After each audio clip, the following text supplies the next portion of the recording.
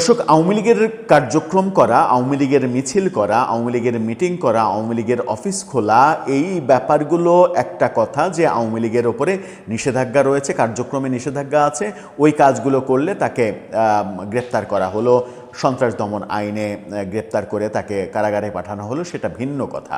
কিন্তু আমাদের মুক্তিযুদ্ধে 7ই মার্চ তো অবধারিতভাবে একটা বড় অংশ, এবং বলা হয় মুক্তিযুদ্ধের প্রেক্ষাপট রচিত হয়েছিল 7ই মার্চের সোহরাওয়ার্দী উদ্যানের রেসকোর্সের সেই ঐতিহাসিক ভাষণের মাধ্যমে।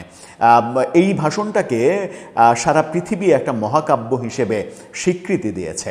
সেই ঐতিহাসিক ব্যাপারটা মুক্তিযুদ্ধের স্বাধীনতার মাস মার্চের 7 তারিখে সেই ভাষণটা যদি কেউ প্রচার করে, তাকে যদি আপনি আওয়ামী লীগ ট্যাগ দিয়ে আওয়ামী লীগের কার্যক্রম করছে এই বলে সন্ত্রাস দমন আইনে গ্রেপ্তার করে কারাগারে পাঠান, এবং তারা যদি আবার ছাত্র হয় ঢাকা বিশ্ববিদ্যালয়, তাহলে একটু খোঁজ নিতেই হয় তারা কারা।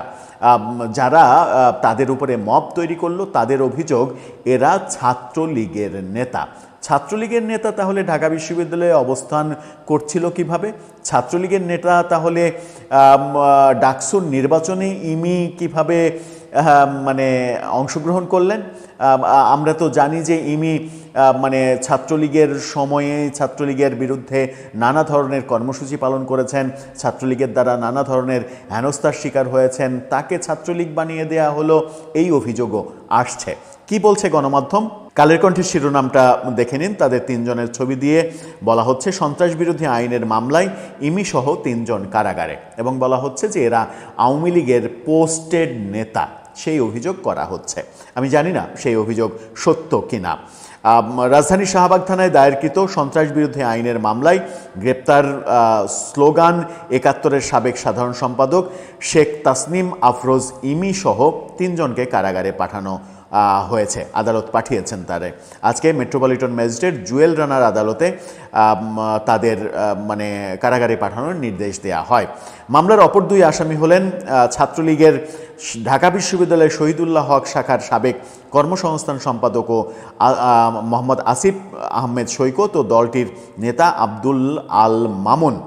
তাদেরকে ছাত্রলীগের নেতা হিসেবে বলা হচ্ছে। তারা যদি ছাত্রলীগের নেতা হয়ে থাকেন, ইমিও কি ছাত্রলীগের নেত্রী? সেই প্রশ্ন তো একটা বড় প্রশ্ন।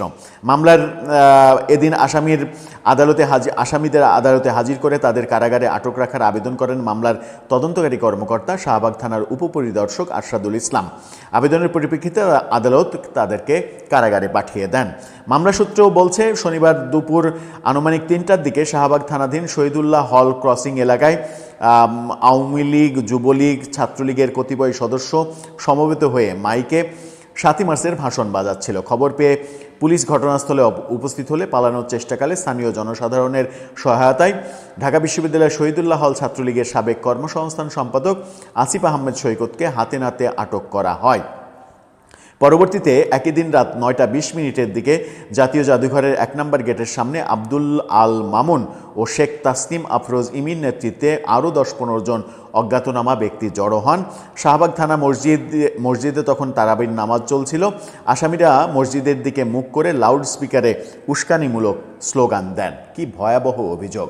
মানে কাউকে ফাঁসাতে হলে যেভাবে অভিযোগটা সাজানো হয়, মানে সাজাতে হয়, ঠিক সেইভাবেই ধর্মীয় সেন্টিমেন্টে আঘাত দেওয়ার মানে অজুহাত সামনে নিয়ে এসে এটা এভাবে সাজানো হয়েছে, যেন মানে উগ্রবাদীরা ক্ষেপে ওঠে যে ধর্মীয় সেন্টিমেন্টে আঘাত দেওয়া হয়েছে। খুবই সহজ ওয়ে কাউকে সাইজ করার। এছাড়া তারা মানে বাংলাদেশে কোনো মুসলিম সে যদি ইসলাম বিদ্বেষীও হয়, তাহলে তারাবির নামাজ চলছে এরকম অবস্থায় মসজিদের দিকে মাইক ঘুরিয়ে সেই মাইক বাজাবে? এটা কি বিশ্বাসযোগ্য? এটা কেউ বিশ্বাস করবে? মানে চরম শত্রুও কি কেউ বিশ্বাস করবে? আমার মনে হয় না যে এটা বিশ্বাসযোগ্য। যাই হোক, মামলা সাজাতে হলে যা যা করতে হয় সেটা করা হয়েছে।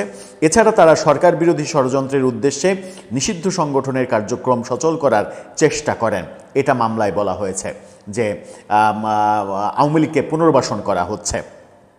তখন আসামিরা পুলিশের কাজে বাধা প্রদান করেন এবং থানা হেফাজত থেকে আসামি আসিফ আহমেদ সৈকতকে ছিনিয়ে নেওয়ার চেষ্টা করেন। কি অসাধারণভাবে সাজিয়েছে থানা, মানে এখনও ওই মেটিকুলাস ডিজাইন চলছে, কি অসাধারণ ওয়ে মামলা সাজানোর।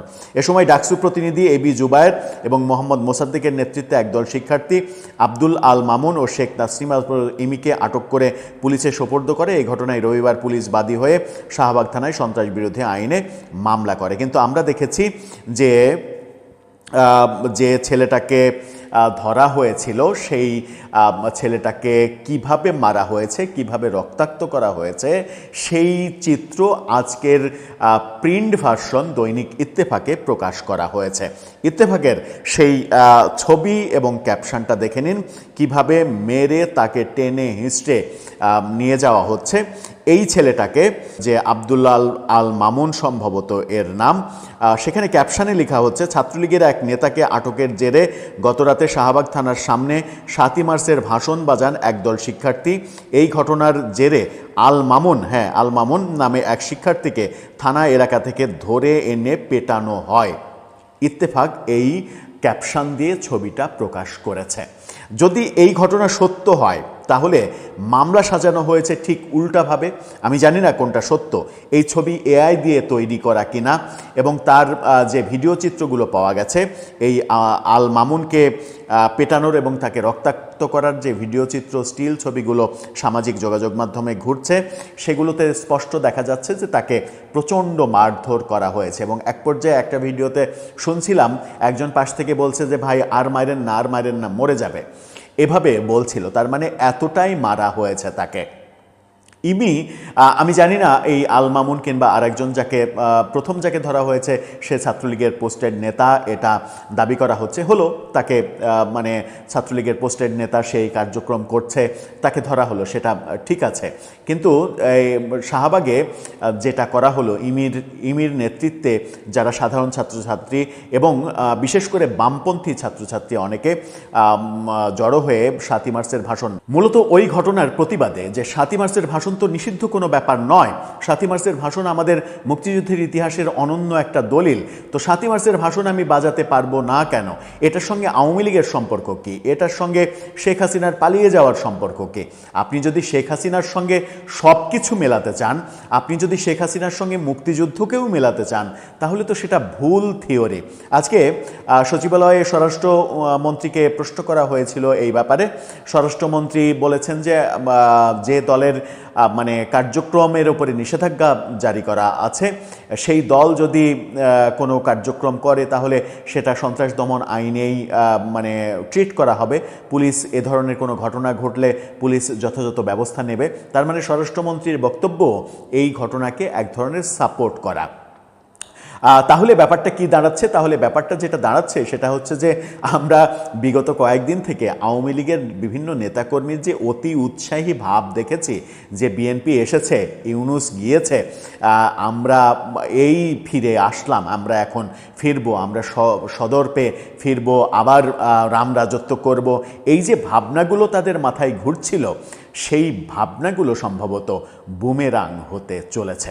যদিও ৭ই মার্চের ভাষণ প্রচারের ঘটনায়, বিশেষ করে শাহবাগ থেকে গত রাতে যেটা হয়েছে, যেভাবে ডাকসুর ২ নেতার নেতৃত্বে ওখানে মব তৈরি করা হয়েছে, এবং ইত্তেফাকের ছবিটা সেটাই প্রমাণ করে। যদিও তারা সামাজিক যোগাযোগ মাধ্যমে দেখছিলাম লেখালেখি করছে যে তারা কোনো মব তৈরি করেনি, তারা ছাত্রলীগ ধরেছে, ছাত্রলীগের পুনর্বাসন কোনোভাবে ৭ই মার্চের নামে ছাত্রলীগের পুনর্বাসন তারা করতে দেবে না, এই ঘোষণা দিয়েছে। কিন্তু কাউকে পেটানো, কাউকে মারা, কারো উপরে মব তৈরি করার অধিকার কারো আছে কি না, সেই প্রশ্নটাও থাকবে। যদিও আজকে কৌশলে স্বরাষ্ট্রমন্ত্রী মবের ব্যাপারটা এড়িয়ে গেছেন। আমার মনে হয় যে ঘটনাটা খুব একটা সুখকর হলো না। প্রথম জনকে গ্রেপ্তার করাটাকে আমি যদি ঠিক হিসেবে ধরেও নিই, কিন্তু শাহবাগে ইমির নেতৃত্বে যে প্রতিবাদটা, সেই প্রতিবাদে যেভাবে মব তৈরি করা এবং পুলিশের উপস্থিতিতে একজনকে পেটানো, সে যদি দোষী হয় তাকে পুলিশ গ্রেপ্তার করবে, সেটা ভিন্ন কথা, কিন্তু তাকে পেটানো, তাকে মুমূর্ষ করে ফেলা, এবং তাদের দুজনকে এবং নারীকে সহ, ইমি তো নারীকে সহ টেনে হেঁচড়ে থানায় নিয়ে যাওয়া, এই দৃশ্যগুলো খুব একটা সুখস্মৃতি হয়ে কাজে দেবে না বর্তমান নতুন সরকারের জন্য। দর্শক, আপনার মতামতের ব্যাপারে জানিয়ে লিখতে পারেন আমাদের কমেন্ট বক্সে।